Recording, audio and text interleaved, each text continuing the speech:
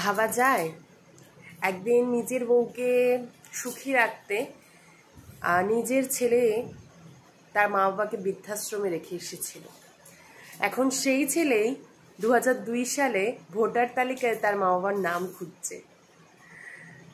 মানে সময় তোমাকে বুঝিয়ে দেবে যে কোন মানুষটা কখন গুরুত্বপূর্ণ। আর মানুষের থেকেও বড় কথা, এখন সময় এটা বুঝিয়ে দিতে সক্ষম যে মানুষের নামটাও কতটা গুরুত্বপূর্ণ, যার সাথে তুমি জড়িয়ে রয়েছো। তুমি যাই করে ফেলো না কেন, তাকে একদিন তোমার প্রয়োজন হবেই।